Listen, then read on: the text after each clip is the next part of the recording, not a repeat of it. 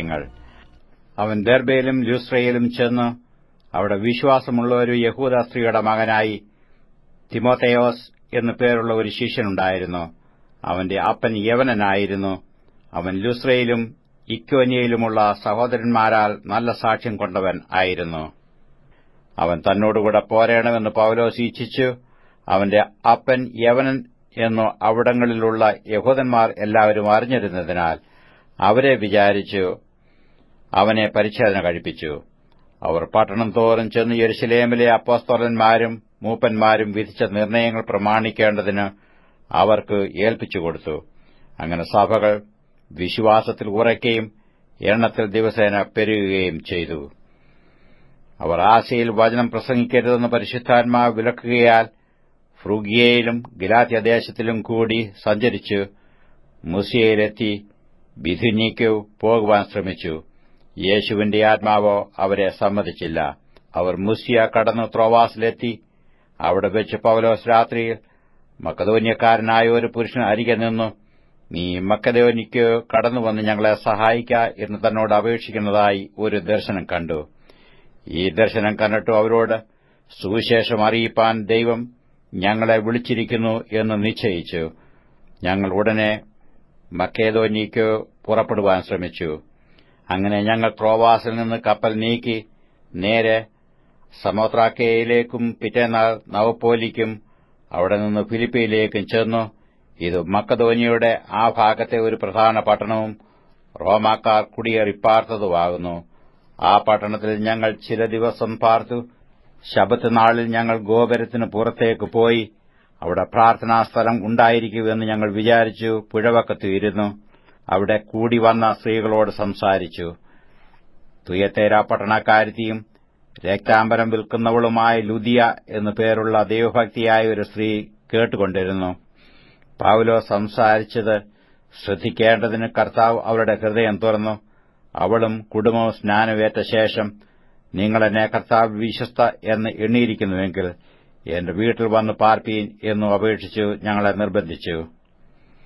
ഞങ്ങൾ പ്രാർത്ഥനാ സ്ഥലത്തേക്ക് ചെല്ലുമ്പോൾ വെളിച്ചപ്പാടത്തിയായി ലക്ഷണം പറഞ്ഞ യജമാനന്മാർക്ക് വളരെ ലാഭം വരുത്തുന്ന ഒരു ബാല്യക്കാരത്തി ഞങ്ങളെ എതിരേറ്റു. അവൾ പൌലോസിന്റെയും ഞങ്ങളുടെയും പിന്നാലെ വന്നു. ഈ മനുഷ്യർ അത്യുന്നതനായ ദൈവത്തിന്റെ ദാസന്മാർ, രക്ഷാമാർഗം നിങ്ങളോട് അറിയിക്കുന്നവർ എന്ന് വിളിച്ചു പറഞ്ഞു. ഇങ്ങനെ അവൾ പലനാൾ ചെയ്തു വന്നു. പൌലോസ് മുഷിഞ്ഞു തിരിഞ്ഞു നോക്കി. അവളിലുള്ള ഭൂതത്തോട് അവളെ വിട്ടുപോകുവാൻ ഞാൻ യേശുക്രിസ്തുവിന്റെ നാമത്തിൽ നിന്നോട് കൽപ്പിക്കുന്നുവെന്ന് പറഞ്ഞു. ആ നാഴികയിൽ തന്നെ അത് അവളെ വിട്ടുപോയി. അവളുടെ യജമാനന്മാർ തങ്ങളുടെ ലാഭത്തിന്റെ ആശ പൊയ്പോയത് കണ്ടിട്ട് പൌലോസിനെയും ശീലാസിനെയും പിടിച്ചു ചന്തസ്ഥലത്ത് പ്രമാണികളുടെ അടുക്കലേക്ക് വലിച്ചുകൊണ്ടുപോയി അധിപതികളുടെ മുമ്പിൽ നിർത്തി. യഹൂദന്മാരായ ഈ മനുഷ്യർ നമ്മുടെ പട്ടണത്തെ കലക്കി റോമാക്കാരായ നമുക്ക് അംഗീകരിപ്പാനും അനുസരിപ്പാനും ന്യായമല്ലാത്ത ആചാരങ്ങളെ പ്രസംഗിക്കുന്നുവെന്ന് പറഞ്ഞു. പുരുഷാരവും അവരുടെ നേരെ ഇളകി. അധിപതികൾ അവരുടെ വസ്ത്രം പാരിച്ചുരിഞ്ഞു കോൽ കൊണ്ടു അവരെ അടിപ്പാൻ കൽപ്പിച്ചു. അവരെ വളരെ അടുപ്പിച്ച ശേഷം തടവിലാക്കി കാരാഗൃഹ പ്രമാണിയോട് അവരെ സൂക്ഷ്മത്തോടെ കാപ്പാൻ കൽപ്പിച്ചു. അവൻ ഇങ്ങനെയുള്ള കൽപ്പന കിട്ടുകയാൽ അവരെ അകത്തെ തടവിലാക്കി അവരുടെ കാൽ ആമത്തിൽ ഇട്ട് പൂട്ടി. അർദ്ധരാത്രിക്ക് പൌലോസും ശീലാസും പ്രാർത്ഥിച്ച് ദൈവത്തെ പാടി സ്തുതിച്ചു. തടവുകാർ ശ്രദ്ധിച്ചുകൊണ്ടിരുന്നു. പെട്ടെന്ന് വലിയൊരു ഭൂകമ്പം ഉണ്ടായി. കാരാഗ്രഹത്തിന്റെ അടിസ്ഥാനം കുലുങ്ങി, വാതിലൊക്കെയും തുറന്നുപോയി, എല്ലാവരുടെയും ചങ്ങല അഴിഞ്ഞു വീണു. കാരാഗ്രഹ പ്രമാണി ഉറക്കുണർന്ന് കാരാഗ്രഹത്തിന്റെ വാതിലുകൾ തുറന്നിരിക്കുന്നത് കണ്ടിട്ട് ചങ്ങലക്കാർ ഓടിപ്പോയി കളഞ്ഞു എന്ന് ഊഹിച്ചു വാളൂരി തന്നെത്താൻ കൊല്ലുവാൻ ഭാവിച്ചു. അപ്പോൾ പൌലോസ്, നിനക്ക് ഒരു ദോഷവും ചെയ്യരുത്, ഞങ്ങളെല്ലാവരും ഇവിടെ ഉണ്ടല്ലോ എന്ന് ഉറക്കെ വിളിച്ചു പറഞ്ഞു. അവൻ വെളിച്ചം ചോദിച്ചു അകത്തേക്ക് ചാടി വിറച്ചും കൊണ്ട് പൌലോസിന്റെയും ശീലാസിന്റെയും മുമ്പിൽ വീണു. അവരെ പുറത്തു കൊണ്ടുവന്നു. യജമാനന്മാരെ രക്ഷപ്രാപിപ്പാൻ ഞാൻ എന്തു ചെയ്യണമെന്ന് ചോദിച്ചു. കർത്താവായ യേശുവിൽ വിശ്വസിക്ക, എന്നാൽ നീയും നിന്റെ കുടുംബവും രക്ഷപ്രാപിക്കും എന്നു അവർ പറഞ്ഞു.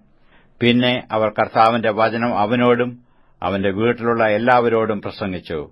അവൻ രാത്രിയിൽ ആ നാഴികയിൽ തന്നെ അവരെ കൂട്ടിക്കൊണ്ടുപോയി അവരുടെ മുറിവുകളെ കഴുകി താനും തനിക്കുള്ളവരെല്ലാവരും താമസിയാതെ സ്നാനമേറ്റു. പിന്നെ അവരെ വീട്ടിൽ കൈക്കൊണ്ടു അവർക്ക് ഭക്ഷണം കൊടുത്തു. ദൈവത്തിൽ വിശ്വസിച്ചതിൽ വീടടക്കം ആനന്ദിച്ചു. നേരം പുലർന്നപ്പോൾ അധിപതികൾ കോൽക്കാരെ അയച്ചു, ആ മനുഷ്യരെ വിട്ടയക്കണം എന്ന് പറയിച്ചു. കാരാഗൃഹ പ്രമാണി ഈ വാക്ക് പൌലോസിനോട് അറിയിച്ചു, നിങ്ങളെ വിട്ടയപ്പാൻ അധിപതികൾ ആളയച്ചിരിക്കുന്നു, ആകയാൽ സമാധാനത്തോടെ പോകുവീൻ എന്ന് പറഞ്ഞു. പൌലോസ് അവരോട്, റോമാ പൌരന്മാരായ ഞങ്ങളെ അവർ വിസ്താരം കൂടെ പരസ്യമായി അടുപ്പിച്ച് തടവിലാക്കിയല്ലോ, ഇപ്പോൾ രഹസ്യമായി ഞങ്ങളെ പുറത്താക്കുന്നുവോ? അങ്ങനെയല്ല, അവർ തന്നെ വന്ന് ഞങ്ങളെ പുറത്തു കൊണ്ടുപോകട്ടെ എന്ന് പറഞ്ഞു. കോൽക്കാർ ആ വാക്ക് അധിപതികളോട് ബോധിപ്പിച്ചാറെ അവർ റോമാ പൌരന്മാരെന്ന് കേട്ടു. അവർ ഭയപ്പെട്ടു ചെന്നു അവരോട് നല്ല വാക്ക് പറഞ്ഞു അവരെ പുറത്തു കൊണ്ടുവന്നു. പട്ടണം വിട്ടു പോകണം എന്ന് അപേക്ഷിച്ചു. അവർ തടവ് വിട്ടു ലുദിയയുടെ വീട്ടിൽ ചെന്ന് സഹോദരന്മാരെ കണ്ടു ആശ്വസിപ്പിച്ച ശേഷം പുറപ്പെട്ടുപോയി.